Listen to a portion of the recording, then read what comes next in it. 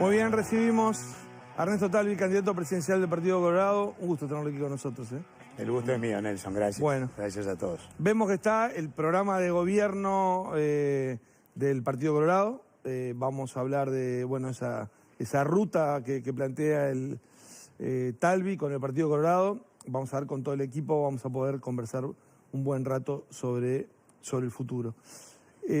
Ahora, lo que en el futuro más inmediato están las elecciones. Lo que se han visto en los sondeos de opinión pública es que el Partido Colorado, creo que por ahí tenemos para ver la evolución de la encuesta de cifra, aparece una baja en la última medición. Los sondeos de opinión son sondeos de opinión, ¿no? El censo electoral es la propia SUNA. Pero ustedes manejan una encuesta propia que decía, haciendo la figura de estamos soplando en la nuca al Partido Nacional, mostrando de que el Partido Colorado está en escena de balotaje, si el Partido Nacional con 22 y Partido Colorado con 18 y el Frente Amplio en 35. Esa encuesta que tienen ustedes y ese 18, esa diferencia, ¿les está dando que está subiendo el Partido Colorado o que está bajando? Nos da algo muy similar y es la primera vez que lo hacemos público porque un mes antes de la interna todas las encuestadoras menos una nos daban perdiendo. Así que hoy y nuestra encuesta nos daba ganando con luz. Entonces dijimos, bueno, la armamos con mucha seriedad. No digo que las encuestadoras nuestras no sean serias, son serias y yo no discuto con las encuestadoras. Pero realmente otra vez la realidad que nosotros vemos y recibimos no es la que están mostrando algunas encuestas. Por suerte Radar publicó su encuesta el último jueves y ahí nos da datos muy parecidos. El Partido Colorado Radar le dio bajando, por eso le preguntaba. Le dio una cosa mínima, 0,5, pero que hay un piso fuerte que constituyó el Partido Colorado entre 17 y 18%. Y eso es un logro extraordinario. Digo, el Partido Colorado tenía, según cifra, una intención de voto de 4% en julio del 2018. Si hoy tenemos un piso firme desde el cual crecer 17, 18, bueno, estamos hablando de algo realmente extraordinario. Y así que nosotros no vemos esa tan mentada caída. De hecho, lo que Radar mostró es que la caída del Partido Nacional y del Frente Amplio es mayor y que el crecimiento de Manini es a expensas del Partido Nacional y del Frente Amplio, no del Partido Colorado.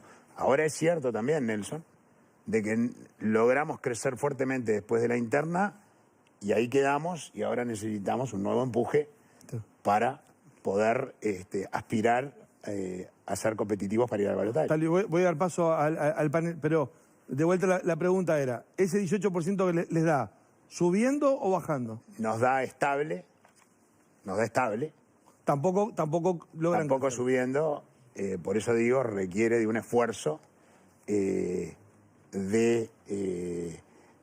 decisivo en estos últimos días para poder ser competitivos de cara al balotaje, pero es perfectamente posible, 4 puntos. Pero ha costado crecer, descartables. están 18 hace mucho. No ha costado crecer, es que pegamos un salto de casi 9-10 puntos después de la interna y claro, ese salto, a partir de ese salto, sí que cuesta más crecer porque ya eso implica... Pero la encuesta a ustedes entonces le daba en junio menos que la de cifra, porque si pegaron un salto de 9, o sea, la encuesta a ustedes le daba muy bajo. La cifra ya le daba julio del 2018, en junio del 2019, de la el año interna, pasado. Estábamos en 12 y después cifra saltó a 22. Lo que digo es que se produjo, según la encuesta, un salto de 28 y 10 puntos después de la interna.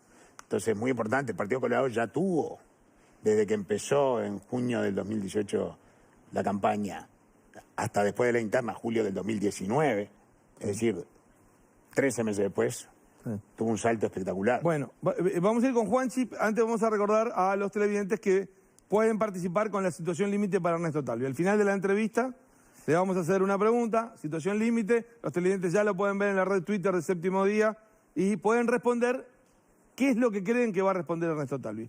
Abrimos con Juanchi. Buenas noches, Talvi, ¿cómo le va? ¿Qué tal, Juanchi? Vamos a ir un poco con las encuestas. Usted dice que en realidad un mes antes de las internas todas le daban abajo de Sanguinetti -1. Pero también es verdad que las encuestas que salieron a una semana de las últimas encuestas que salieron antes de la interna ya habían cambiado los números, ¿no? Por ejemplo, Cifra le daba 10 puntos de ventaja a usted sobre Sanguinetti. Equipos le daba 3 puntos de ventaja, Opción le daba 5 puntos de ventaja, Radar le daba 12 puntos de ventaja. En realidad la única que no le daba por encima de Sanguinetti era Factum, pero ya todas habían registrado una tendencia en la cual Talvi iba achicando las diferencias y después lo pasaba, y algunas hasta por 12 puntos. Después la diferencia fue de 21 puntos, es verdad. Usted dice, las encuestas se equivocaron en las internas, pero en realidad las encuestas ajustaron una tendencia que terminó dando a usted como favorito y hasta por 12 puntos. Ahora le pregunto, ¿no será que las encuestas ahora están ajustando una tendencia a la baja y le van acertando en ese camino? Juanchi, yo estoy mirando las encuestas, salieron la semana pasada, estoy mirando un mes antes de la elección. Y lo comparo con un mes antes de la interna, porque una semana antes es más fácil ir ajustando que un mes antes. Entonces comparamos cosas comparables. Un mes antes de la interna con un mes antes de la elección nacional. Un mes antes de la interna, 5, todas menos una nos daban abajo. Entonces yo lo que digo es, esto no se compadece con los datos que nosotros manejamos. Las encuestas que nos dieron una intención de voto de 12% empatados con Manini. Y bueno, salimos a decirlo porque sentimos que quizás nos equivoquemos nosotros, pero que tenemos algo que defender. Como digo, por suerte el jueves salió la última encuesta que dio datos muy cercanos a los que nosotros presentamos. Y después, Talvi, buenas noches primero que nada. Buenas noches, Jorge. Después del 27, pongámonos en el escenario de que hay que hacer una coalición Partido Colorado con el Partido Nacional. ¿Se habló de eso? ¿Se sentó a hablar con la calle Pou de qué condiciones sería el vínculo, sobre todo con la calle Pou? ¿O de eso todavía no se habla? La coalición es una herramienta para gobernar, no para comparecer a las elecciones. Así que eso es un tema para después del 27. Ahora estamos en competencia. Así que nosotros le estamos ofreciendo a la ciudadanía otro mapa del futuro, otro proyecto de país, una sociedad en la que queremos vivir, un rumbo, un destino. Hemos armado este programa, Un Pequeño País Modelo, como piezas que se articulan para llevar al país a ese rumbo. El doctor Lacalle suele mostrar los programas de todos los partidos y decir que toma lo bueno de cada uno, y esa no es nuestra forma de trabajar, porque un proyecto de país, un mapa del futuro, no es una colcha de retazos, sino es como tomar un trompetista que es bueno, un violinista que es bueno, al rey del bombo, hacerlos tocar, y lo que va a ocurrir es que van a producir ruido. Lo que tiene que haber es una partitura y un director de orquesta. Nosotros tenemos nuestra partitura. Y además somos directores de orquesta bien distintos. Él propone un gobierno para evolucionar, nosotros proponemos un gobierno para transformar, porque entendemos que el país no puede seguir evolucionando hacia la baja, puede evolucionar, es irnos al fondo del abismo, porque el Frente Amplio va a dejar al país hipotecado en varias dimensiones. ¿Y cómo está? Entonces, lo que creo, perdón, Vale, es que aquí hay dos formas de liderazgo, dos proyectos de país que la gente va a tener que elegir quién va a liderar esa coalición. Vamos a gobernar juntos después. Después vamos a ir a la selección uruguaya, vamos a tener la misma camiseta, vamos a jugar en el mismo equipo, pero ahora somos Peñarol y Nacional compitiendo por el campeonato uruguayo. Entonces, no tuvimos la oportunidad en el debate de que la gente pudiera ver esos matices y ver, escuchar, elegir, comparar y elegir. Y como no lo tuvimos en el debate, tuvimos que salir a manifestar estos matices ahora. Y más allá de esas diferencias, el vínculo con la calle Pou, ¿cómo lo puede definir hoy? ¿Quedó un poco afectado después de lo que pasó con lo del debate? Para nada. Estamos en competencia ahora, ¿vale? Somos hombres de Estado.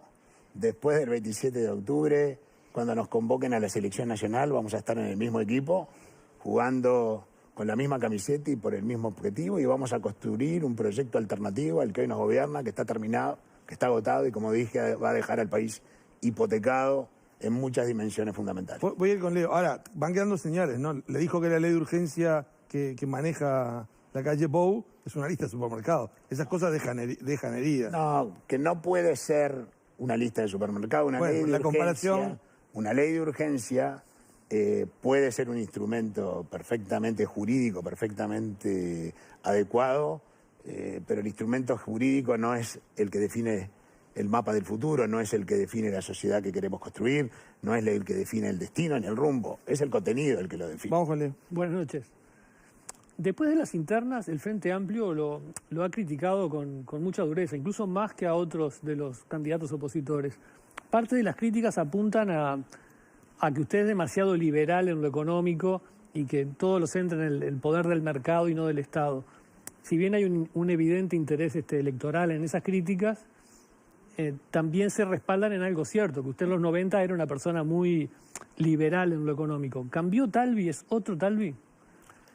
Hace más o menos 20 años que me defino como liberal progresista y por supuesto si yo no hubiera cambiado a lo largo de mi vida, en fin, yo dudaría de mis capacidades, digamos. De hecho, Astori cambió, el Frente Amplio cambió. ¿Dónde está el repudio de la deuda externa, el repudio del Fondo Monetario, la reforma agraria y la expropiación, la nacionalización de la banca? Cuéntenme, ¿en dónde están? Cambiaron para bien. ¿Pero y usted? Por cierto, y nosotros también evolucionamos. Siempre he dicho en los últimos tiempos que quizás a principios de los 90 éramos muy ingenuos de creer que si arreglábamos el déficit fiscal, bajábamos la inflación, abríamos la economía y desregulábamos los créditos dirigidos y alguna cosita más, que eso era la llave de la prosperidad, y la prosperidad es bastante menos, en fin, es bastante más terca. Está bien, pero ser liberal es una ideología, no es un tema de ingenuidad, ¿o no?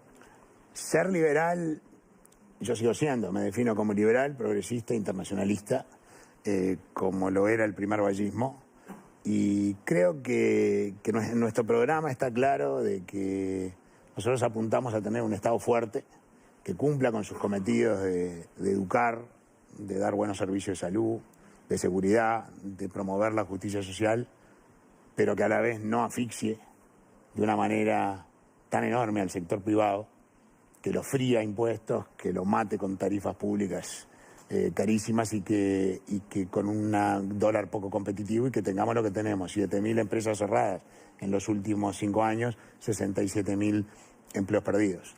Entonces vamos a reorganizar y redimensionar el Estado para hacer las cosas mejor, gastando menos recursos. Eso es perfectamente posible. Marcela Doval. Ese pequeño país modelo del que usted habla cuando se refiere al que encontró su padre después de la Segunda Guerra Mundial, coincide también con el neovallismo, que lo que hizo en buena medida también, más allá de todas las reformas de las que usted habla, es aumentar la cantidad de funcionarios públicos. Hay una nota del diario El Observador hace unas semanas que remarcaba que en la época de la Gran Depresión o de la presidencia de Terra estaban en torno al 2% de la población, después el neovallismo quedó en 7,2% y siguió aumentando en las décadas siguientes. O sea, ¿por qué la propuesta de achicar el Estado con realidad ese país que usted de alguna forma añora, lo que hizo fue aumentar el Estado para generar bienestar? El vallismo al que yo me estoy refiriendo y reivindicando es el primero, el de José Valle Ordóñez, no solo en su actitud transformadora, vanguardista. Ese es un país que se soñó primero. José Valle Ordóñez escribía en sus cartas cuando vivía en Europa en 1908, sueño con volver al Uruguay y construir un pequeño país modelo, y luego lo construyó. Hace 3 generaciones éramos el país número 17 en ingreso por habitante en el mundo. Estábamos entre los 20 países más ricos del mundo. Un Estado fuerte es un mejor Estado. Nosotros no queremos un Estado ni chico ni grande, queremos un Estado que cumpla con sus cometidos. Así que el modelo que hemos tomado, así como Valle en su momento tomó modelos europeos, nosotros hemos tomado el modelo neozelandés. Y es un Estado que se fija metas y objetivos medibles, decide qué recursos financieros humanos se necesitan para cumplir con los cometidos que el Estado tiene que cumplir. A fin de cada año se evalúa si esas metas y objetivos se cumplieron, si se cumplieron de manera costo efectiva y si no se cumplieron, se hacen los ajustes necesarios, y si la gente que está al mando y tiene la responsabilidad de cumplir esas metas no lo hizo, se cambia a la gente si eso es necesario. No va a haber 50 personas donde se necesiten 10, no va a haber programas que no sirvan para nada, simplemente para transformar al Estado en una oficina de empleos, pero tampoco va a haber 100 personas donde se necesiten 120. Si en la educación precisamos 120, allí donde tenemos que priorizar la vamos a tener. Pero lo que sí va a ser claro, Marcela, es que lo que hagamos lo vamos a hacer bien. El Frente Amplio triplicó el presupuesto por alumno en la educación en los últimos 14 años, de $1.000 a $3.000 comparables. Duplicó el número de funcionarios por alumno. Y uno pensaría que ese gasto que se hizo, esos recursos que se destinaron a la educación, que son 1.200 millones por año que el país está invirtiendo en ese esfuerzo, con recursos que la gente paga, con esfuerzo, deberían haber redundado en algo, en una mejora. Y lo que vemos es que los chiquilines en liceo, en las pruebas de matemática, les va peor que hace 14 años, y en primaria, lectura, ciencia y matemática, en las pruebas les va peor que hace 14 años. O sea, que realmente es una inoperancia, una forma tan incompetente de manejar el Estado, que le pedimos a la sociedad un esfuerzo enorme en materia de recursos, y del otro lado lo que generamos son peores resultados. Claro, pero eso implica, una cortina nada más, ¿eso implica considerar cambiar la inamovilidad de los funcionarios públicos o solamente los cargos que son de confianza? Cambiar a los puestos que no están cumpliendo con las metas. Implica rediseñar y redimensionar el Estado, es otra lógica, no es un tema de inamovilidad ni de cargos de confianza, es un tema de que todos los programas públicos van a tener que tener las metas y objetivos. No puede ser que gastemos dinero de los contribuyentes en programas públicos que terminan generando peores resultados en que invirtamos mayores recursos y en el camino, cobrando los impuestos que cobramos, las tarifas públicas que cobramos, endeudándonos y generando un dólar poco competitivo, asfixiemos al sector privado. Vamos con Raúl es Ponce. el que crea los empleos legítimos. Salvi, buenas noches. La asesora de la calle Pou y eventual ministra de Economía, Azucena Arbeleche, dijo que mantuvo conversaciones con las calificadoras de riesgos para pedirles tiempo para que no modificaran la calificación de Uruguay, atendiendo a las dificultades del déficit y algunos parámetros negativos. Esto fue confirmado incluso por la calle Pou, que dijo haber concurrido y participado en alguna de ellas. ¿Usted cree que las calificadoras atienden a este tipo de pedidos? ¿Fue un error político decir lo que dijo respecto al pedido? Yo sé perfectamente cómo funcionan las calificadoras. ¿Y atienden ese tipo de Tengo mucha experiencia en esto. Las calificadoras miran el presente y también proyectan el futuro. Tienen bien claro que va a haber un cambio de gobierno el 1 de marzo. Bueno, pueden manejar dos escenarios, ¿no? Sí. ¿Va a haber un cambio? Un cambio de gobierno, sea que gane ¿De partido o de la candidato? oposición o gane el partido oficialista. Está claro que para las calificadoras el déficit que hoy tenemos y el ritmo, el ritmo al que el país se está endeudando es insostenible, que eso compromete el buen crédito de la República, pero que van a esperar a ver qué decisiones toma el próximo gobierno. Pero yo me animo a pronosticar que si el próximo gobierno no marca un camino claro, que puede perfectamente ser gradual, no tiene por qué ser algo que se resuelva de un año para otro, ni en 2 años, pero al menos en el quinquenio de gobierno no marca un camino claro de poner en orden la finanza del Estado, tarde o temprano vamos a perder el buen crédito. Con la Pero esa es la respuesta, tal vez, oposición. de lo que usted cree que puede pasar. Lo que le preguntaba Ponce era otra cosa. La pregunta, si tengo que responder directamente la pregunta, es no creo que las calificadoras simplemente tomen sus decisiones. ¿Fue un error político que del acto alguien público se los pida. esa intencionalidad?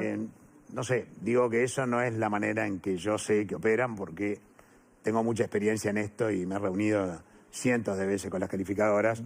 Las calificadoras van a operar en base a lo que creen. ¿A quién le creen? ¿Al gobierno cuando dice que está sólido o a la oposición de que la economía está débil?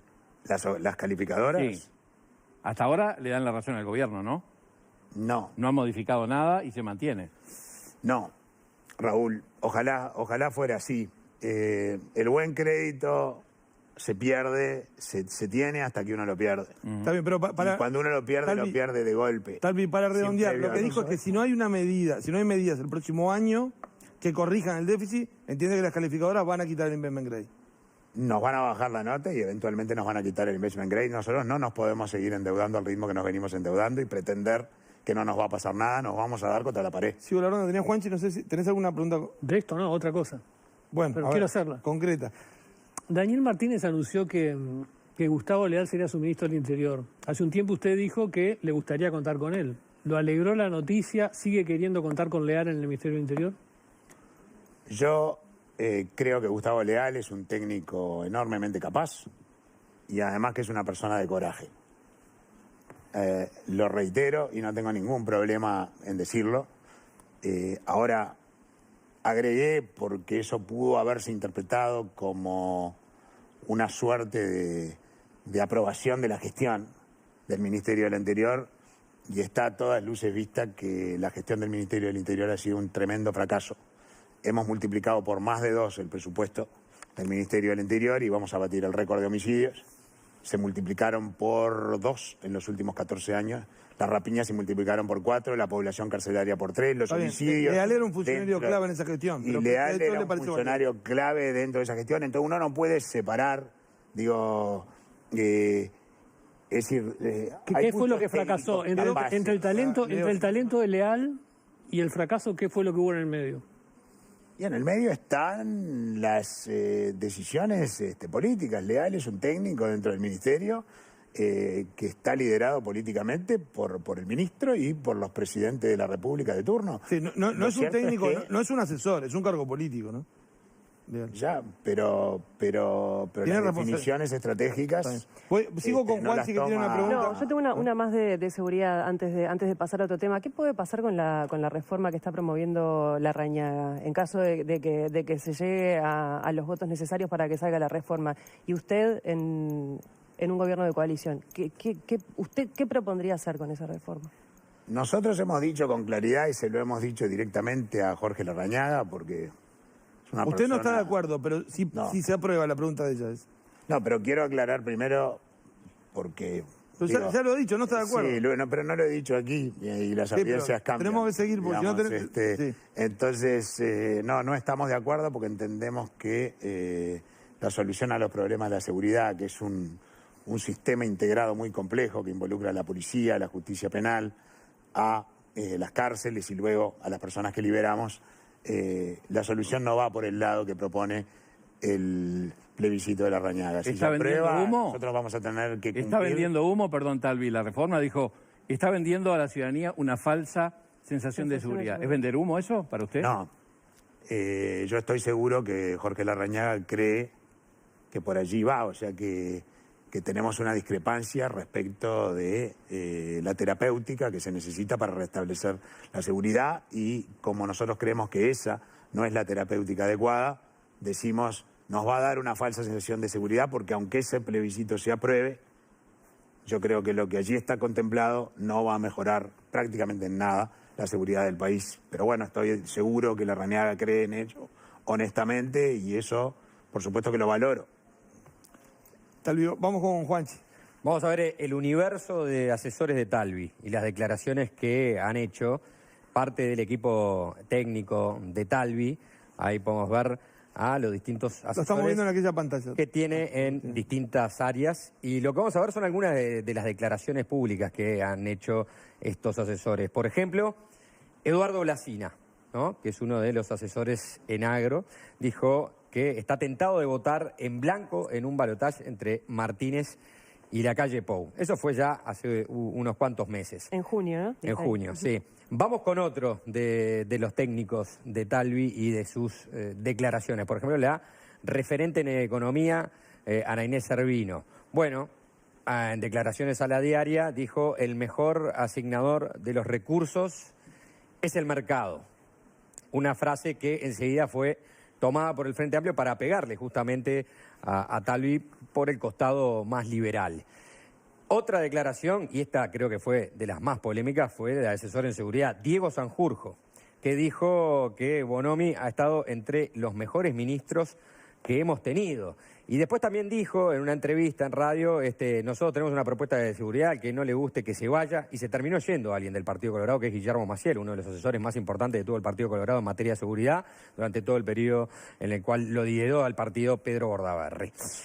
Y finalmente podemos ver lo que dijo Ney Castillo, que es el referente en integración social. La mayoría de las oficinas públicas funcionan con el 20 o 30% de gente. El resto no labura. O sea que básicamente dijo que 7 u 8, ¿no?, empleados públicos no hacen su laburo. De no cada trabajan, 10, 7 u 8. 7 u 8 de cada 10 no hace nada, ¿no? Hace que trabaja. La ¿no? pregunta, Juan.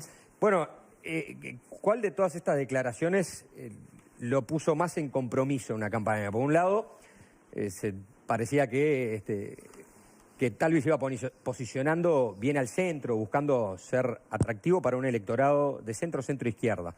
Pero por otro lado también hay otras declaraciones, como la de Ney Castillo, como la de Servino, que alejan ese electorado. Inclusive la de Sanjurjo, que repercutió en la interna y se terminaron yendo mucha gente que hoy está apoyando a Cabildo Abierto, ¿no? Bueno, eso último es una afirmación, Juanchi, que requiere de ser comprobada por los datos. A nosotros eso no nos dan los datos, pero lo de Diego Sanjurjo creo que lo acabo de contestar. Es decir, la gestión del ministro del Interior y del Ministerio del Interior fue un fracaso a todas luces vistas porque contaron con los recursos y los resultados que obtuvimos a cambio es que estamos en los peores niveles de seguridad de la historia moderna del país. Sí. Punto. Esa es la realidad, es inapelable. ¿Y el día de mañana dejaría que sus asesores o técnicos explicitaran que no van a votar, por ejemplo, a la calle Pou, que votarían en blanco o que votarían a Martín? Mira, Juanchi, yo ya lo dije, cuando Eduardo dijo eso, Eduardo Blasina, dije que cuando Ciudadanos se formó, hace apenas 14 meses y poco, van a ser 15 meses el 14 de octubre, nosotros decidimos que íbamos a ir a buscar a los mejores, talentos, a pedirle su talento, su compromiso y su trabajo, para que nos ayuden a dibujar el mapa del futuro, la sociedad en la que queremos vivir. Eduardo es un técnico absolutamente formidable en sus conocimientos no solo de agro, sino de cómo articular el agro, que es nuestra apuesta estratégica, con la ecología. Yo no le dije, él me dijo, mirá, Ernesto, yo no soy colorado. Le dije, no me importa. Le digo, yo no estoy buscando, no pido carnet de militancia. No pido carnet. ¿Y respalda la afirmación de Ney Castillo? De que 7 u 8 de yo no tengo cifras para respaldar esa afirmación. Lo que sí puedo decir que el Uruguay tiene un exceso grande de funcionarios públicos que se generó durante los 14 años de gestión del Frente Amplio, cuando ingresaron aproximadamente 70.000. Batimos todos los récords, con países comparables, el Estado que tenemos. Pero ya existía antes, perdona que lo interrumpe, ¿no? En los 90 había, en función de la población que trabaja, había más funcionarios. No, yo estoy hablando de lo que hay ahora. Justamente de la población activa. Nosotros estamos 6-7 puntos porcentuales arriba de Nueva Zelanda, arriba de Chile. Pero lo peor de todo no es que tenemos un Estado grande, caro, pesado, que cobra unos impuestos finlandeses pero da servicios latinoamericanos, sino que lo que hace, lo hace mal. Ya hablamos de la seguridad y de la educación. O sea, hemos gastado recursos enormes, hemos contratado un montón de gente y tenemos peor seguridad. Hemos contratado la mayor cantidad de los aumentos en los vínculos laborales se dieron en la educación, el presupuesto mayor se dedicó a la educación y del otro lado tenemos peores resultados. O sea que a los chiquilines les iba mejor cuando gastábamos 1.200 millones de dólares que 1.200 millones de dólares después. Imagínense si eso hubiera estado en manos de un gobierno que hubiera sabido aplicar bien y gestionar bien esos recursos enormes con los que el Frente Amplio contó. Si un gobierno como el que nosotros estamos proponiendo hubiera podido duplicar el número de funcionarios de ANEP por alumno y hubiera podido triplicar el presupuesto, yo les aseguro que 14 años después del otro lado hubieran tenido unas mejoras en la educación absolutamente notables. Eso es lo que nosotros queremos devolverle a los uruguayos. Un Estado fuerte. Un Estado fuerte es un Estado que respeta el dinero de los contribuyentes, que pide el esfuerzo al contribuyente, pero luego le da a cambio resultados. Acá se rompió un pacto social sagrado. Si cobrás impuestos finlandeses, que son los que el Uruguay pretende cobrar, no podés dar servicios latinoamericanos. Si cobrás impuestos finlandeses, tenés que dar buena calidad de servicios. ¿Y la clase política Así tiene que ajustarse también? Es decir, no se habrá Yo visto creo que el sí. Estado lo tenemos que rediseñar y reorganizar, pero no tenemos que pensar el Estado como un todo, porque si no la gente no sabe a qué nos estamos refiriendo. Nosotros hablamos de las empresas del Estado, por ejemplo. ¿Qué es lo que vamos a hacer con las empresas del Estado? Las unidades reguladoras le van a fijar los precios. ¿Qué precios? Los precios de competencia a los que nuestra producción pueda competir y generar empleos legítimos. A los monopolios no se los puede dejar solo fijando precios, porque si no cualquier ineficiencia, incompetencia, amiguismo o lo que fuera te lo trasladan al precio. ¿Y qué importa? Igual los uruguayos pagan 30% más caro el gasoil que lo pagan los Pero chilenos. me refería al Parlamento. Tengo una sola pregunta que me queda. Me refería al Parlamento. Habrá visto los avisos de Novik, por ejemplo, pidiendo achicar el gasto en sueldo de los legisladores. Pero de eso... Nosotros estamos hablando por ahora, Leo, de lo que son los grandes programas del Estado, en donde se gasta mucho y se gasta mal. Está bien, de eso no. Empresas públicas, por ahora no lo vemos, no lo tenemos en la agenda porque eso puede ser simbólico, pero eso no te va a ahorrar una gran cantidad de recursos, ni te va a generar una mejora visible en la seguridad, en la salud, en la educación, en el cuidado del medio ambiente, y en la reversión de la fractura social, que son las 5 cosas que nosotros estamos pretendiendo priorizar. Tengo varias preguntas, pero tengo que ir. Una sobre, no puedo, sobre Marcelo, porque tengo que ir al mencionó. si no, digo, no Bueno. puedo. Lo que quiero, algo concreto, cuando habla de lo que vamos a hacer, va a depender de la coalición. Digo, le pido una respuesta concreta sobre eso. La coalición es la que puede dar garantía de gobernabilidad. ¿Cabildo abierto, sí o no? ¿Tengo que decir sí o no? No, ¿O pero puedo no por sí o elaborar? no, no tenemos tiempo, pero porque apareció cuestionamiento A ver, con Nelson, Manini. la respuesta más concreta y breve que te puedo dar es esta. Con Cabildo Abierto tenemos diferencias notorias, las hemos dicho y las hemos manifestado. Somos un proyecto liberal, progresista e internacionalista.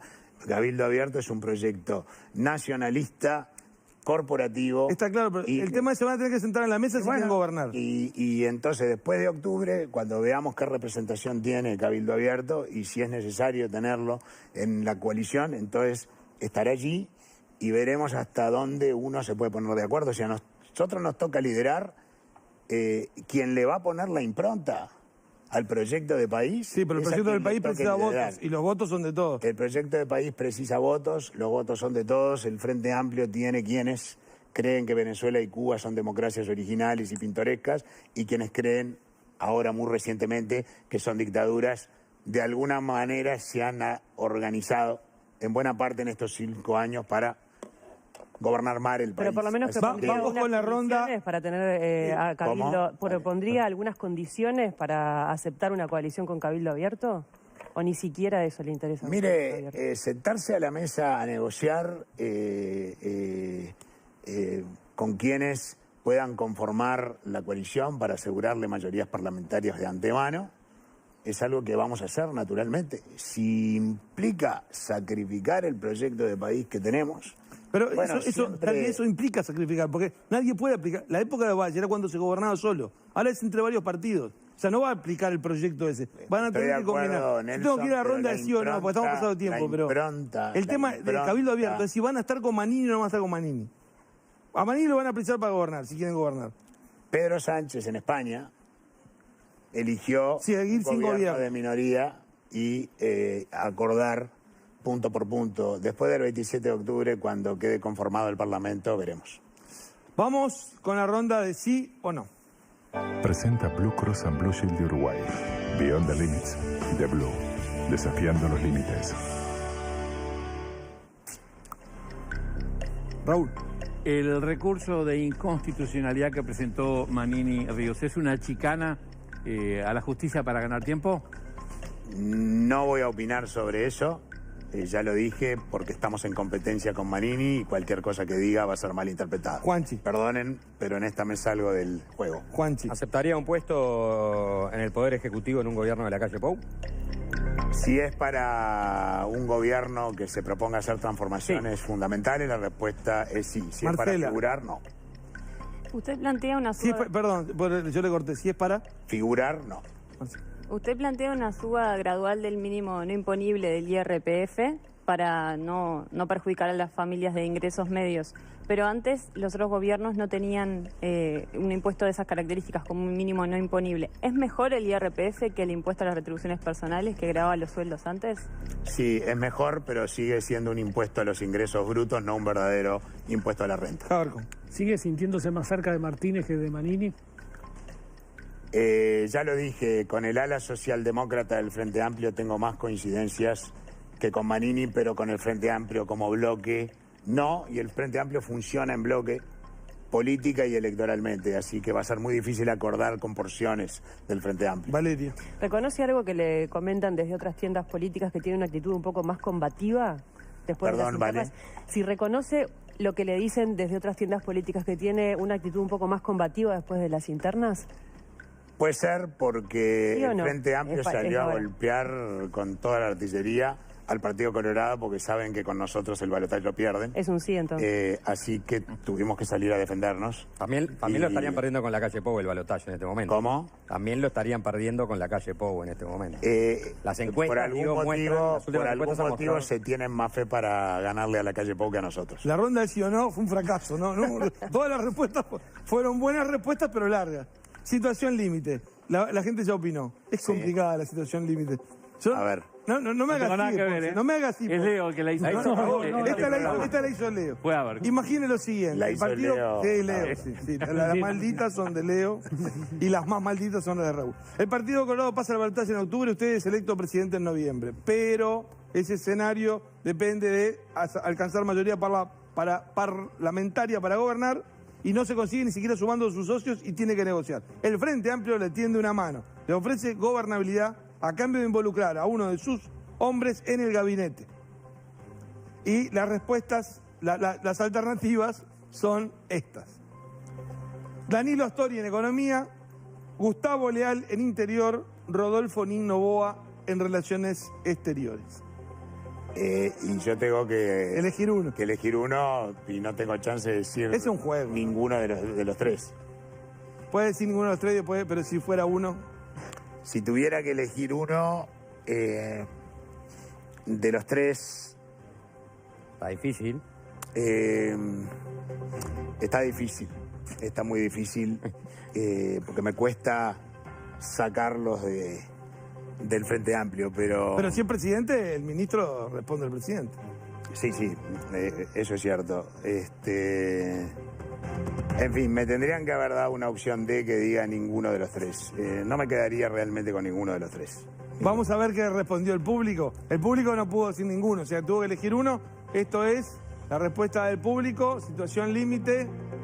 49% Astori en Economía, 27% Leal en Interior y creo que es 24%. 24%. 24% Nin Noboa en Cancillería. Pero ahí está, yo no entiendo, tenía una salida Talvi para esta pregunta, porque ha elogiado a Astori en algún momento, ha elogiado a Leal, pero nunca ha dicho nada bueno sobre Nin Noboa. He elogiado a Astori.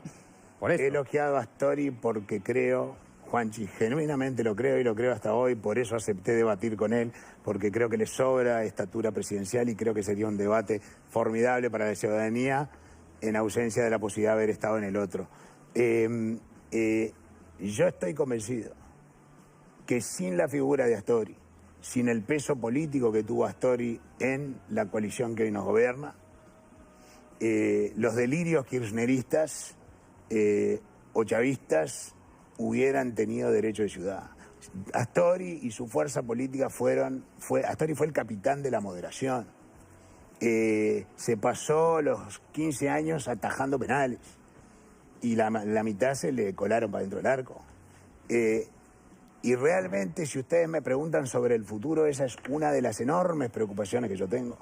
Y es que el capitán de la moderación de salida, ¿qué nos deja con el Frente Amplio, con el MPP y el Partido Comunista conduciendo su destino sin ningún tipo de contrapeso? Lo tiene Vergara ahora, realmente. ¿no? Que emerge. Yo no creo que Vergara tiene ni por asomo ni la estatura ni el poder político que ha tenido Astori durante estos 15 años, ni el equipo que Astori tenía a su alrededor, del cual Vergara era parte. Así que reconocer esa cualidad no significa que a mí me gustaría tenerlo en mi gobierno. Son dos cosas bien distintas. Ernesto Talvi, muchas gracias por haber estado con nosotros. Al contrario, Nelson, gracias como siempre, a ustedes. nos vamos a encontrar en próximos capítulos. Vamos a una breve pausa. Hoy, al final del 7º día, vamos a tener una novedad importante. Por ahí tenemos un anticipo. Ya volvemos.